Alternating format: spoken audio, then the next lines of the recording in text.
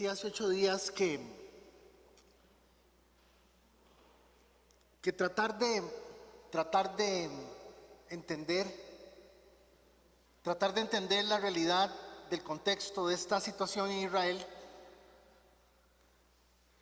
con relación a nuestras vidas. Usted no está aquí para saber si Israel la engañaron junto con los palestinos en el año 2016 y el engaño fue de los ingleses y de los franceses. Usted no está aquí por eso.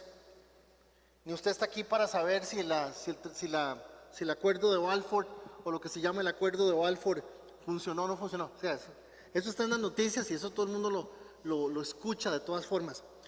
Usted está aquí porque usted decidió creer en el Señor Jesús. O más fácil, Dios quiso que usted creyera, para que usted lo entienda como la palabra lo expresa, como la palabra lo dice. Dios quiso que usted creyera. Dios permitió que usted creyera. Hoy tuve la oportunidad de estar en una conferencia en la mañana con un rabino que está explicando un poco el tema de lo que está pasando en Medio Oriente y me paró el pelo, casi me saca las lágrimas porque me dolió tanto escucharlo. Dice: el mundo cristiano no ha entendido que la fe para nada sirve. ¡Wow! El mundo cristiano no ha entendido que la fe para nada sirve. Ellos argumentan que finalmente el mundo entero va a caer a los pies del Mesías que está por venir. Es interesante, este rabino dice que sí, que las profecías y los tiempos se están dando exactamente para entender que estamos en tiempos de lo que ellos llaman el tiempo mesiánico, la venida del Mesías. Y bueno, es impresionante realmente pensar en eso. Y yo lo que pienso no es que estén equivocados y qué barbaridad, sino que lo que pienso es en la salvación, en la fe de ellos. Entonces, tratar de entender, hermanos, la realidad de lo que está pasando, por alguna situación extraña, al llegar a la semana 51, coincide la palabra, el texto que estamos hablando, con lo que Pablo está hablando en la consecución, en lo que estamos siguiendo, de lo que implica entender qué es Israel. Al inicio del capítulo 9, Pablo inicia con un reclamo, un dolor. Casualmente esto que yo estoy viendo me produjo eso. Yo dije, dice este rabino que el mundo cristiano se ha enfermado de la fe y que creen que con la fe lo van a resolver todo. Qué impresionante, ¿eh? Pablo dice, cuando empieza en el capítulo 9, dice: qué triste que mis hermanos judíos, que mis hermanos israelitas no se salven, no se vayan a salvar. Que yo haría lo que sea porque se salven. El capítulo 10 inicia exactamente igual y el 11 inicia de una forma parecida. ¿Qué les quiero decir con esto? A manera de repaso, la semana pasada, lo que vimos la semana pasada, pues es muy importante tratar de unificarlo para que usted lo analice en función de qué tiene que ver todo esto, porque al final cuando uno puede entender que somos salvos por fe y no por una religión, nosotros no somos de identidad evangélica, no somos, es más, yo les he dicho que le tengo muchísimo cuidado a la palabra cristiano, porque la palabra cristiano simplemente lo que es una identificación social. Yo le tengo cierto respeto a esa palabra, porque lo que Jesús vino a enseñar fue la vida de Dios, la vida que la gente tuvo que vivir desde el momento en que Adán estuvo en esta tierra. ¿Sí me estoy dando a entender? O sea, la gente que vivía en esta tierra cuando estaba Adán, y Adán no había hecho ninguna cosa mala, no se llamaban ni cristianos ni evangélicos, no se llamaban nada, se llamaban seres humanos. Y la palabra cristiano, que no es una mala palabra, ni está mal, ni está en la palabra y todo el asunto, lo que nos ubica es con una realidad que al día de hoy se convierte en una realidad moral. En la Biblia aparece 2 veces, o 1 o 2, no recuerdo. Entonces tampoco somos cristianos. No, sí somos cristianos. No, yo no invente, o sea, sí somos cristianos. Lo que pasa es que el cristianismo es una situación de orden social hoy. ¿Por qué? Porque no me voy a meter en esto, pero esencialmente le dicen a usted, todo cristiano es una persona que se porta bien y es un ejemplo a los demás. Eso no es cierto. Ahora Anita me dijo algo muy cierto. Estábamos cantando una canción y me dice Anita, esa canción, con fuego en mi corazón, yo te voy a buscar. Eso no es cierto, hermanos. O sea, por eso es que nosotros echamos mano de la fe y la fe es lo que esencialmente nos hace permitir y tener acceso a la gracia de Dios, porque somos demasiado inconstantes.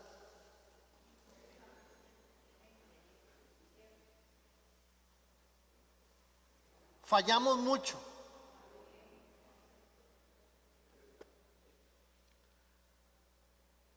Pecamos queriendo y sin querer. No me vayan a decir ruega por nosotros, porque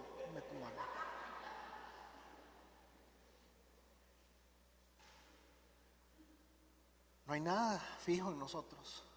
Nada. Ayer me llamó una familia, hablamos unos minutos con ellos por teléfono. Y cuando hablé con ellos les dije, miren, en Olivo Verde la única cosa que le voy a dar por fijo es que en algún momento los hermanos y yo les vamos a fallar. Vamos a fallar. En Olivo Verde lo que hay es un intento, ojo, escúcheme, un intento de acercarnos a la palabra de Dios de la forma más sana. Intento. Yo aquí no estoy diciendo que nosotros somos los poseedores de la verdad y somos la única iglesia que predica la Biblia en este pueblo. Nunca diría eso, porque eso es arrogancia. Digo, somos y hacemos el intento de acercarnos a la palabra de Dios de la forma más sana posible. Nada más. No hay otra cosa. Qué triste, hermanos, es poder ver la principal profecía de la venida del Mesías. ¿Cuál es? Y será predicado este evangelio del reino a todas las naciones, y entonces vendrá el fin. Pero adivinen qué, esto no está siendo predicado. No está siendo predicado. Si estuviera siendo predicado esto, no hay necesidad de que una iglesia en este pueblo trajera 4 profetas para que les dijera qué sigue en sus vidas. 4. ¿Quiere que le diga una cosa? Eso se llama juicio y maldición para la ciudad. Terrible. Terrible. Es juicio de Dios. Entonces, en este esfuerzo de tratar de acercarnos al texto para que el texto nos vaya haciendo entender a qué se refiere Pablo, lógicamente, acuérdense que la carta de Romanos se escribe en el año 54 al 56 más o menos, ¿verdad? La carta la lleva una hermana, una servidora de la iglesia, la lleva desde Éfeso hasta Roma, se llama Febe quien lleva la carta. La carta es muy interesante porque la carta la escribe, la carta es de Pablo, pero la escribe otra persona, quien es el escribano, el que escribe, le está escribiendo a Pablo la carta. Es muy probable que Pablo haya escrito una parte de la carta, pero la carta en sí mismo como tal, cuando llegó a Roma, los hermanos dijeron, llegó carta de Jerusalén o llegó carta de uno de los apóstoles de Jesús. O quién sabe de quién, porque Pablo tiene que decir, yo soy apóstol de Cristo, yo también soy apóstol del Señor. La carta a los romanos se lee completa, calmado, tranquilo, en 55 minutos, en 1 hora se lee la carta completa. La carta fue leída. El rollo de la carta lo abrieron y empezaron a leerlo, lo leyeron en 50 minutos y seguramente después lo estudiaron. Pero acuérdese que la carta no tiene números, no tiene números, ni tiene. Entonces imagínese usted hacer una carta a la novia.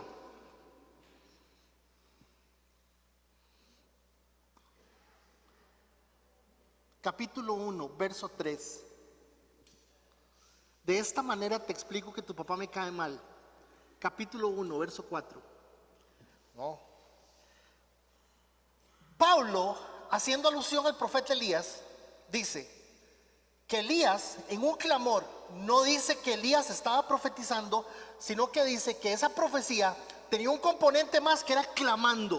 O sea que la forma en que Elías lo dijo de una forma contundente, absolutamente contundente. Aunque los hijos de Israel son tan numerosos como la arena de la playa, solo un remanente se salvará. Esta expresión del remanente o la parte que va a quedar está haciendo referencia en este capítulo 9, está haciendo referencia al Israel étnico, al Israel físico. Está haciendo referencia al pueblo de Israel. De hecho lo mencionamos la semana pasada, que el mismo Jesús, cuando llega, se para en el monte y ve a Jerusalén, parado en el monte, ve a Jerusalén y dice: y ahora mira tu casa. Dice: y ahora mira tu casa, está abandonada. Pero creo que me brinqué. No, dice: y ahora mira tu casa, está abandonada, y no volverás a verme hasta que digas: bendito el que viene en el nombre del Señor. Note que Jesús dice que la casa de Israel está abandonada y dice que no volveremos a verlo. Vean qué interesante. Mi casa está abandonada, perdón, la casa está abandonada, pero dice que el que la está abandonando es Él. Y no volverás a verme, ¿lo está viendo? Y no volverás a verme. No volverás a verme hasta que digas: bendito el que viene en nombre del Señor. Entonces vimos la semana pasada que simultáneamente a todas las profecías que venimos hablando, que el arrebatamiento de la iglesia, vimos 10 o 15, no recuerdo, el año antepasado que vimos esto y le dimos énfasis a esto. Vimos el tema de la fuerza que iban a tomar los derechos de la gente homosexual. Está en la Biblia como una profecía del fin de los tiempos. Vimos la cantidad de problemas a nivel familiar, está en la Biblia. Vimos guerras y rumores de guerras, que no se refiere a que esta guerra, se refiere a que iban a haber guerras, y que al decir rumor de guerras, porque la gente está incómoda, la gente está peleando. Vimos además que una de las mayores profecías que demostraban que estábamos llegando al tiempo final, damas y caballeros, no era otra cosa más que ver el vacilón en que están hoy los grupos. Voy a decir los grupos para no decir iglesias, los grupos religiosos. Los que somos más viejos en esto nos acordamos que crecimos. A nosotros nos dijeron, cuando nos hablaban del Apocalipsis, que la gran ramera era la iglesia católica, que era Babilonia, póngale la firma, que mire, que el sol, y que entonces que el papa era, y que aquí, que allá. Ahí estaba Luis, no me deja mentir. Todo siempre se dijo que la gran ramera era la iglesia católica. Hoy hay que hacer un alto en el camino y darnos cuenta que todo aquello que se salga de lo que la palabra dice se está prostituyendo con las otras cosas.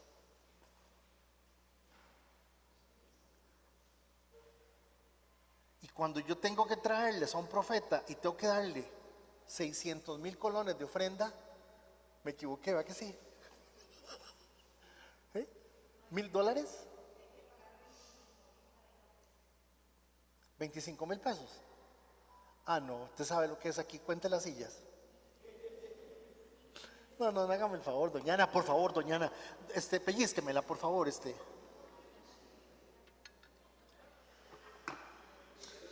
métale un pellizco, por favor, don. Hermanos, dice la profecía que una de las cosas que tienen que darse es que Israel tiene que llamar al Mesías. ¿Y cómo va a pasar todo esto? Vimos la semana pasada que tiene que darse una gran guerra. Por eso es que le estamos poniendo atención al asunto del Medio Oriente en este momento, porque circunstancialmente estamos llegando a versículos que nos permiten ilustrar lo que estamos hablando para que usted entienda su salvación y que usted entienda cómo son las cosas en función también de qué está pasando con esta gente. Mire, hermano, en el mundo hay 16 millones de judíos. 16 millones. Árabes hay 450 millones.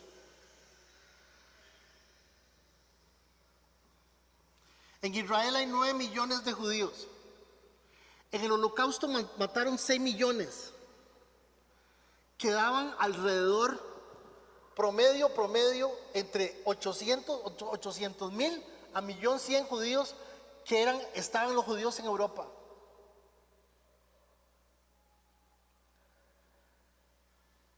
Cuando los palestinos deciden que los judíos pueden ingresar y comprar tierra ahí,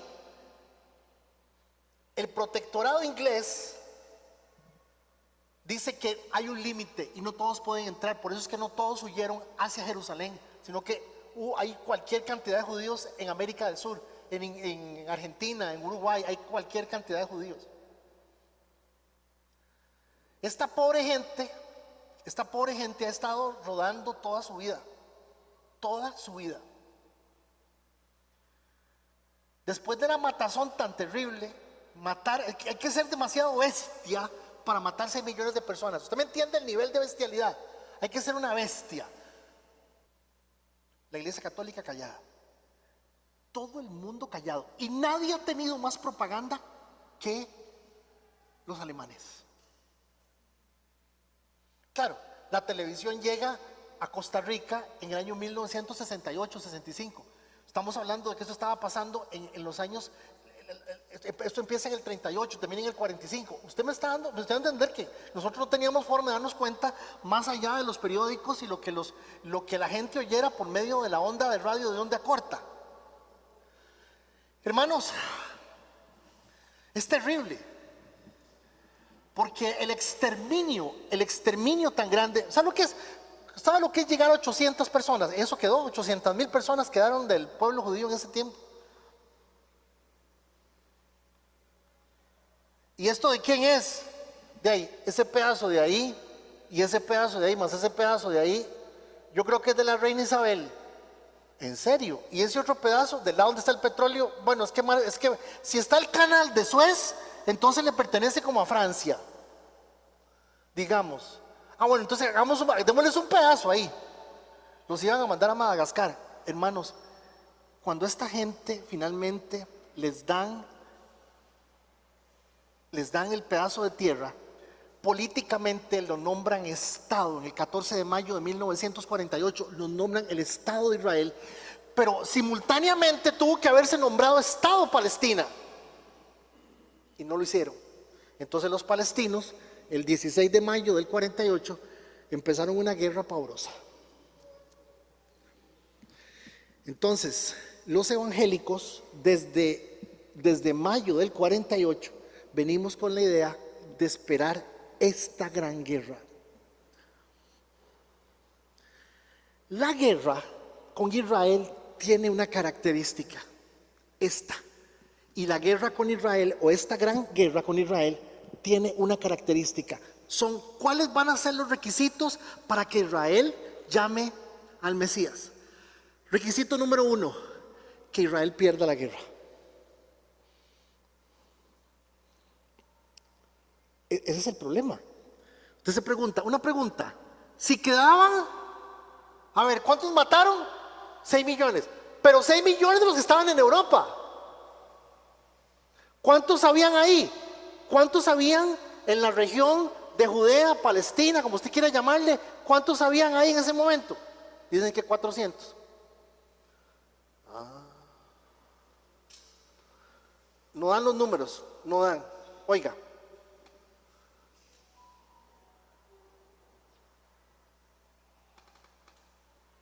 el primer ministro se pone de pie y declara públicamente: David Ben Gurión, el Estado de Israel. Y hay una gran fiesta. Pero al día siguiente inicia una guerra contra los 5 más grandes países árabes. Al día siguiente, una pregunta: ¿de dónde sacó Israel un ejército?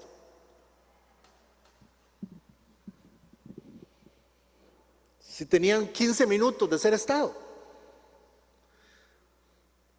Muy sencillo: los soldados ingleses, el ejército inglés, el ejército francés, tenía columnas de soldados judíos que hablaban árabe. ¡Qué increíble! Dios es increíble. Entonces no podían mandarlos. No, hermanos, no podían mandar a Palestina a los que hablaban inglés porque no servía para nada y se los comía el sol. En el momento en que se da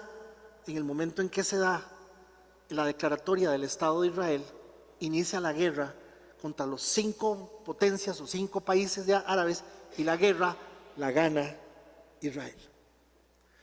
Pero esta guerra tiene una característica, que es Dios quien va a hacer que Israel pierda. Yo atacaré, Oseas 5:14, yo atacaré a Israel y Judá con la misma furia de un león, los agarraré y los haré pedazos. No habrá quien los salve. ¿Usted sabe por qué dice no habrá quien los salve? Porque en el preciso momento en que se dio la noticia de que había un ataque de Hamás a la parte sur de Israel, lo primero que hace el presidente de los Estados Unidos es agarrar la palangana esa del portaaviones y ponérselas exactamente en el mar y decirles: cálmense. El primer ministro de Alemania dijo: vamos a defender a Israel por causa del holocausto. Así lo digo. Yo lo vi. Todo el mundo se puso a favor de Israel. Ahora todo el mundo está en contra de Israel porque están avanzando. Pero esta guerra, yo atacaré a Israel y Judá con la misma furia de un león. Los agarraré y los haré de pedazos y no habrá quien los salve. Una pregunta: ¿usted no ve extraño que quien pudo haberse metido, quien ha estado financiando Irán constantemente, son los rusos? Pero Rusia está hasta aquí. ¿Por qué? Porque Rusia se mete en una guerra contra Ucrania, y la guerra contra Ucrania se mete, hermanos, pagándole a los mercenarios, no con el ejército, para no matar rusos. Y todo el mundo se dio cuenta. Es más, hace como un mes murió el cabecilla del asunto. O sea, Rusia está hasta aquí. Pero dice la Biblia: los agarraré, dice, luego los dejaré por un tiempo y esperaré que se arrepientan. Cuando reconozcan que me han ofendido, se llenarán de angustia y me buscarán. O sea, Dios va a usar esto. Vean, los judíos están entrando a Gaza y cada tanque tiene un nombre, pero todos los tanques, cada carro, cada tanque, creo que es Merkasa. Jorge, Merkasa es el nombre del tanque. Son tanques impresionantemente especializados. La palabra Merkasa en hebreo significa carro de fuego. Ezequiel 1. O sea, el soldado está metido dentro del tanque pensando que está luchando con Dios y por Dios en contra de los malos, del mal. De hecho, ellos dicen que es la guerra del mal, del bien contra el mal.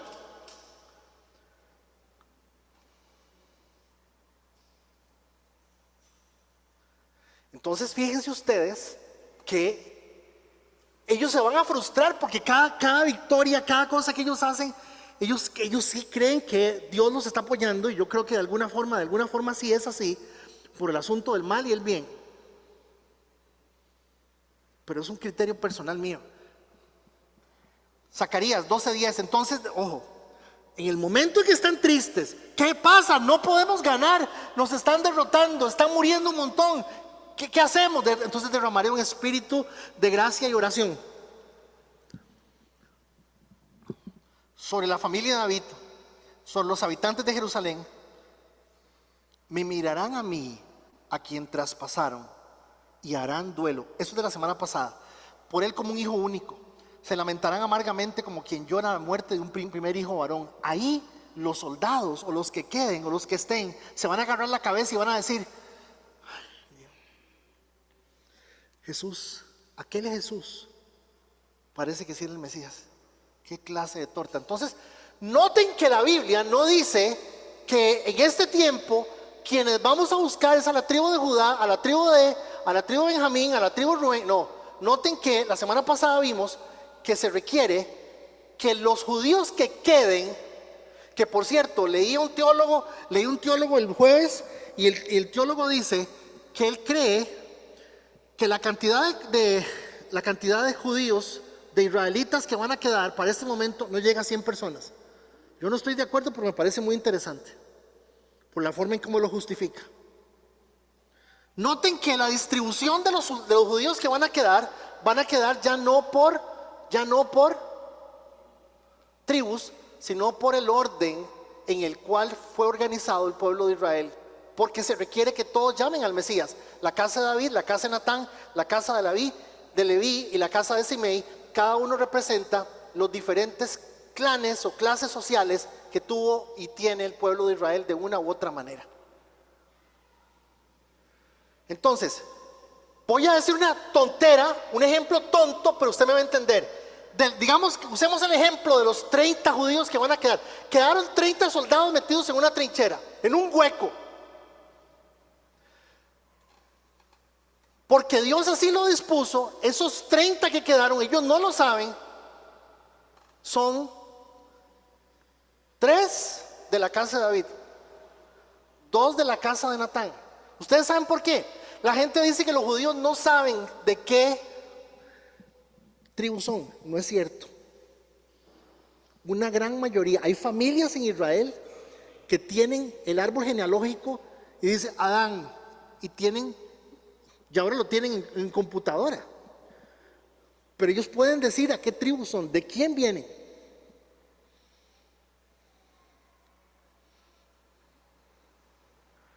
Ahora, ¿qué es el problema con Israel? El problema, hermanos, es que hay los ortodoxos, los ultra ortodoxos, los reformistas y los místicos. Y adivinen qué. Los ultraortodoxos, que son bastantes, nunca han aceptado el Estado de Israel. No. ¿Por qué? Porque ellos dicen que en ninguna parte de la Torá dice que ellos van a tener un país por medio de ejército y de guerra, sino por medio del Mesías. ¡Wow! Entonces ellos no avalan el Estado de Israel. Entonces es un desastre aquello, es un desorden. Por eso es que la forma en que la palabra dice que esto se va a ordenar es esta. Avanzo. ¿Qué tiene que pasar en medio de esa guerra? Dijimos la semana pasada, Salmo 118:10. Noten el Salmo 118.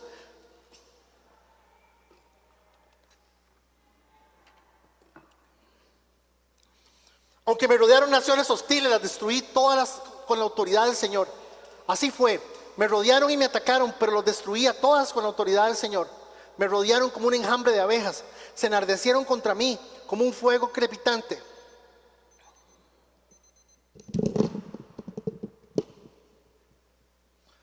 Pero las destruí a todas con la autoridad del Señor. Mis enemigos hicieron todo lo posible para matarme. Ese es el salmo mesiánico. Esta es la llamada, este es el momento en que la palabra dice, todo ojo le verá.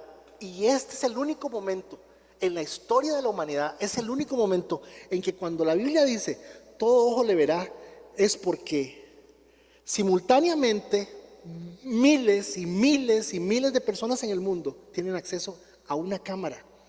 Me hizo mucha gracia un hombre que dijo, qué raro.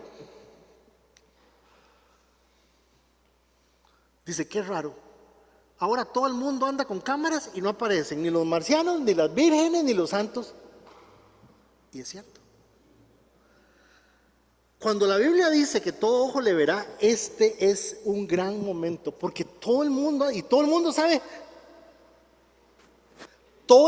usar una cámara.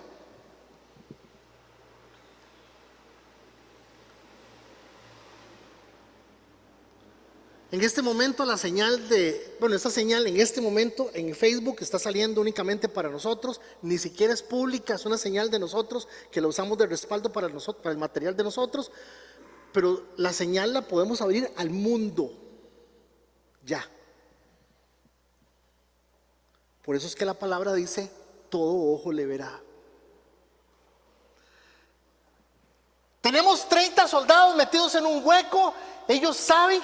Ellos empiezan a llorar y a darse cuenta que se ven equivocados.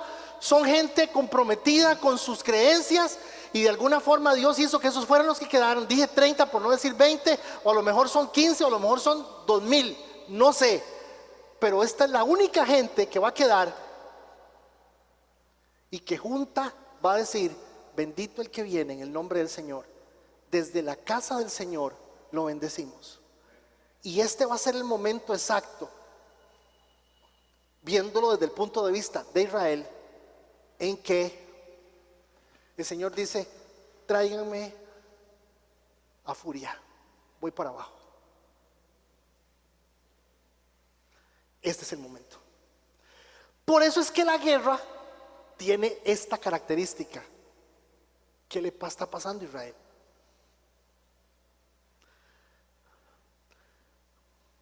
Pablo, como sabe que venimos hablando de las cosas en un orden, lo explica en el versículo 11, en el capítulo 11. Esto lo expliqué un poco la semana pasada, pero ahora sí con detalle quiero decirles, mis hermanos, quiero que entiendan, vean que no estoy en el 9, estoy en el 11 explicando lo anterior.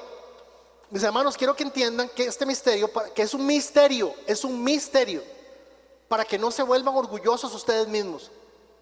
Capítulo 11.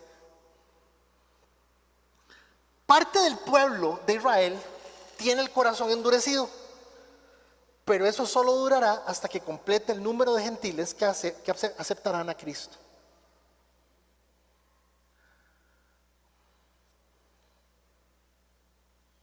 Qué bello, qué interesante pensar que en ese número de gentiles está usted y estoy yo. Wow.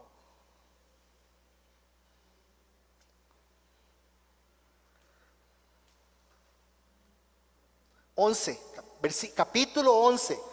Mencioné también la semana pasada algo rápido, pero al terminar expliqué. Y entonces, estamos hablando, atención, estamos hablando de los 30 del hueco y la iglesia. Todo Israel será salvo.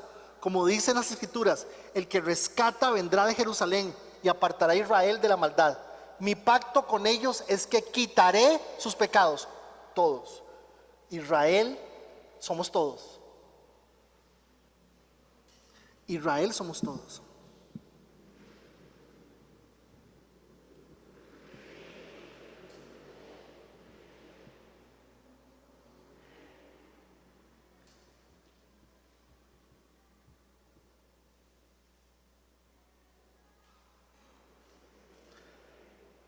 (Verse 11:28).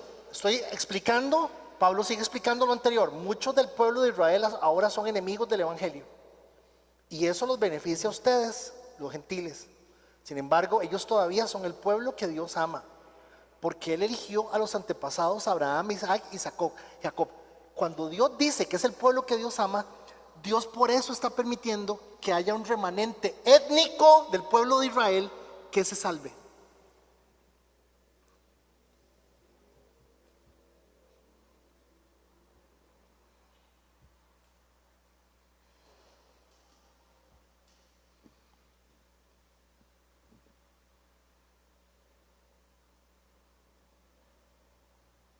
Y simplemente para permitir que gente como usted y como yo seamos tomados en cuenta por el Dios del cielo, nada más. Dios no se friega la espalda, no se friega la espalda. Los calvinistas dicen que Dios ve a Nuri y dice, Nuri va para el cielo, pero Ernesto, bueno, está bien. Ernesto no. Los calvinistas dicen que la gente viene predestinada para el cielo o para el infierno. El calvinismo es una rama del cristianismo bastante pura, muy buena, bellísima, pero con algunas cosas muy extremas, muy extremas. Nosotros creemos que Nuri y Ernesto van para el infierno, pero que Dios los escogió antes, que es lo que habla el libro de Romanos, lo que dice Pablo. Y la pregunta es, ¿por qué a mí? Y la respuesta es, por el puro placer de amarte. Wow. Por el puro gusto de amarnos. ¿Somos las mejores personas? ¿Hay mejor gente que yo?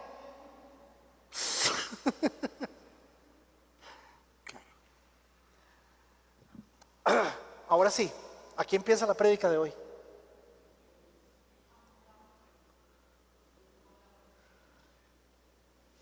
Entonces Pablo llega y dice, bueno, ¿qué significa todo esto? Entonces véalo qué suave, qué fácil y qué lindo. Aunque los gentiles no trataban de seguir, la ley de Dios, fueron declarados justos. Pónganme atención. Noten que la Biblia dice que nosotros los gentiles hemos sido declarados justos ante los ojos de Dios. Y eso sucedió por medio de ¿qué? De la fe. Ahora, cuidado con este versículo. Este versículo no es para todo el mundo. Este versículo es para la gente que entiende que ha sido declarada justa. Y para que yo entienda que necesito ser declarado justo, necesito entender que yo soy malo, que yo así peco, que yo no soy una buena persona. Yo necesito reconocer que no soy nadie sin Dios. Aquí no hay ninguna persona buena. Todos somos malos, dice el libro de Romanos. Y como reconocemos que somos malos, es que el Señor nos salva y nos justifica. Los evangélicos toda la vida hemos creído que somos gente buena, que a veces hacemos cosas malas. Pero lo que la Biblia dice es que somos gente mala, que a veces hacemos cosas buenas. Pero entonces es muy delicado que el texto diga, fueron declarados justos. ¿Por qué? Porque estaban todos al borde del infierno. Ahí está el hueco del infierno. Los vamos a empujar a todos. Aquí hay 60 personas. Las vamos a empujar a todos de una sola vez. El Señor Jesús levanta la mano y dice, esos no son míos.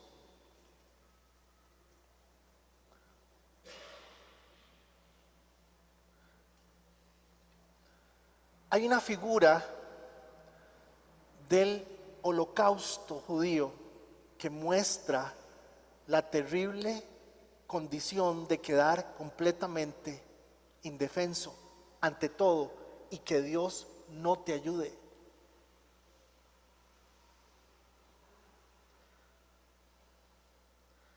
Cuando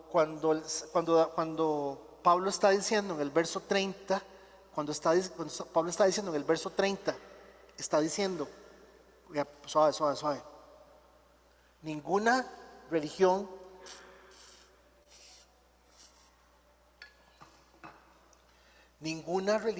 puede salvarte. Nadie puede salvarte. 3:1. Sigue Pablo explicando, pero los hijos de Israel, que se esforzaron tanto por cumplir la ley para llegar a ser justos ante Dios,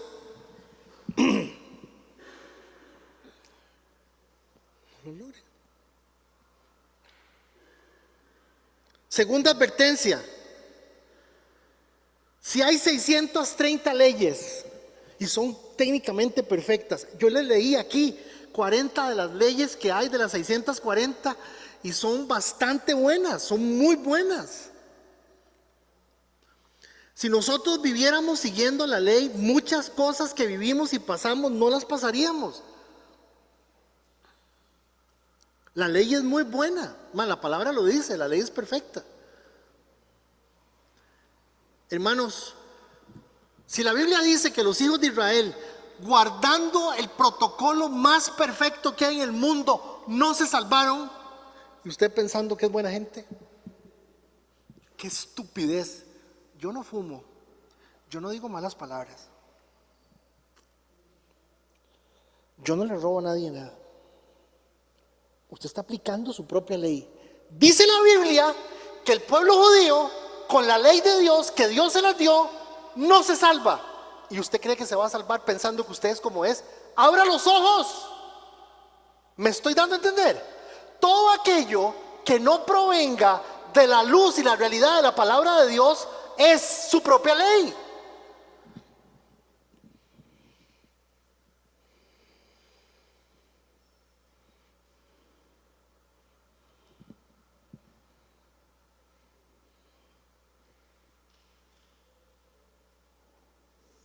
Y si la ley de Dios no funcionó con los seres humanos,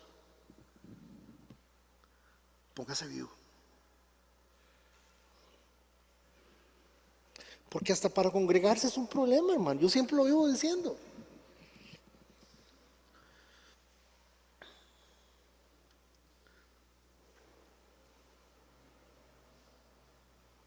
Tres, dos.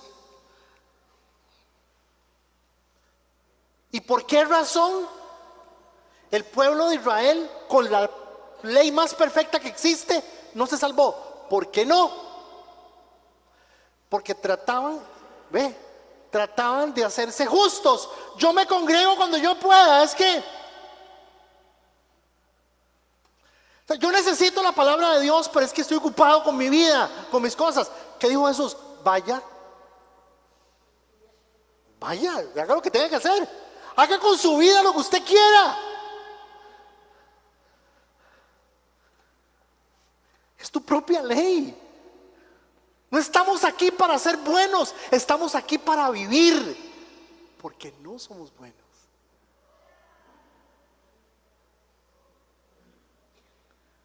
Entonces, claro, porque trataban de hacerse justos. Hasta hoy entendí esto de la fe con los judíos, ¿verdad? O sea, es irracional, es tonto. Don Luis, yo no sé si se grabó la conferencia de hoy, pero yo quiero que usted vea la forma en que este rabino asumió Isaías 53. Por Dios, nunca había escuchado eso. Nunca. Porque Isaías 53 es lo que le revienta la cabeza a un judío. Es que está hablando de Jesús. No.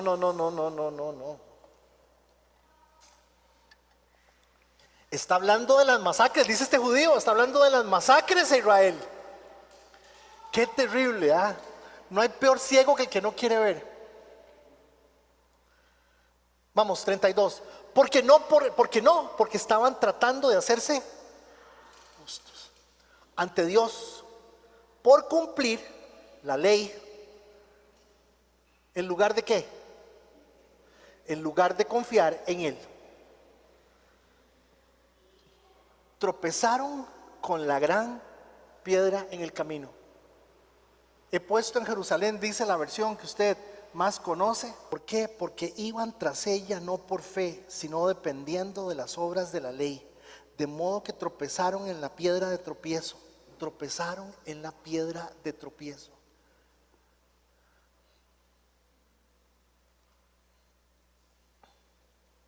¿Usted sabe por qué usted está aquí?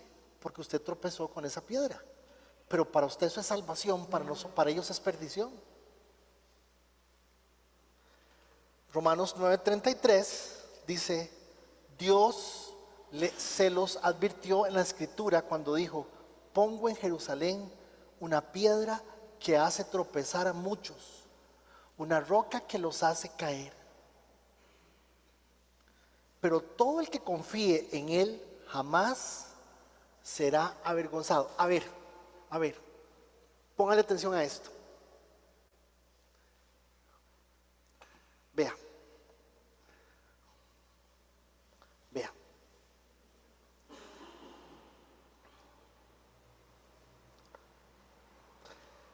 Dice, Vamos, y con eso termino, prometido.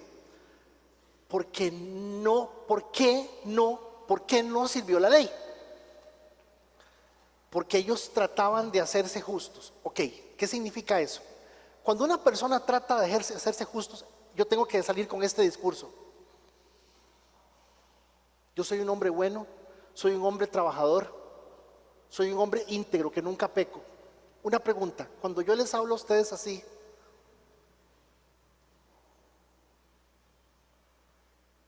¿ustedes me creen? No. Porque no hay nadie así. Porque no hay nadie así. Entonces, si usted me ve a mí, como el otro día que estaba casi agarrando el pescuezo, al de la cerrajería, cuando usted me ve a mí, que ya tengo a Javier casi morado, prensado aquí, usted me va a decir, de ahí pastor, como que usted no es muy tranquilo. Una pregunta, ¿cómo quedo yo? ¿Cómo quedo yo? Avergonzado, ¿sí o no?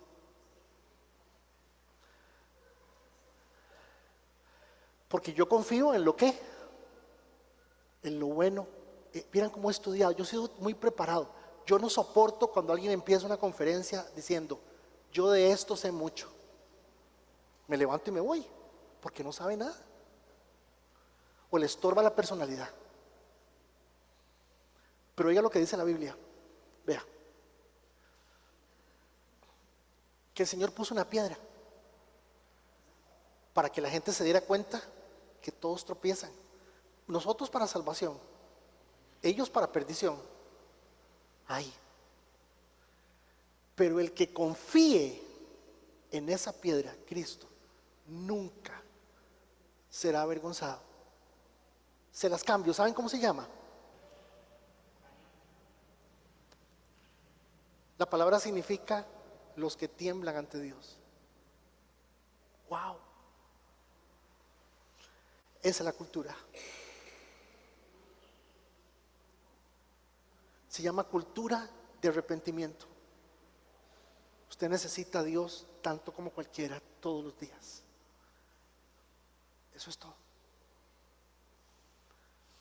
Usted estaba en los planes de Dios, véalo. El que crea en Él. ¿Por qué? El que confía en Él no va a ser avergonzado. Pues no puede. La Biblia dice que hasta el que se cree bueno, hasta el que se cree bueno está mal. Finalmente, esa roca que les hizo tropezar a ellos nos salva a nosotros. Póngase de pie.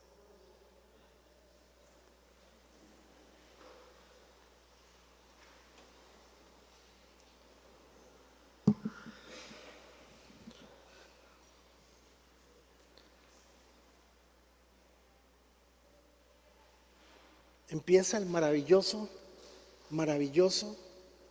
capítulo 10 del libro de Romanos. Si Dios nos da vida y nos deja llegar la semana entrante,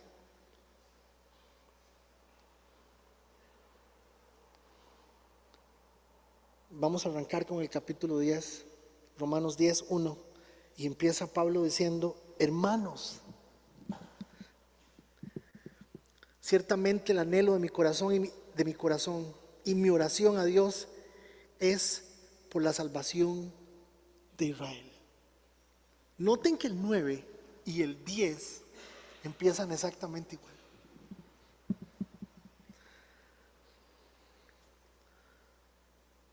Pero dice algo tan duro. ¿Saben qué dice? En el versículo 2 dice, pero es que hay gente que cree en Dios a su manera y no sirve. Señor, te doy gracias en esta mañana. Suplicamos tu perdón, tu misericordia, tu favor, tu cuidado, Señor. La suplicamos. Sánanos, Señor. Algunos entre nosotros estamos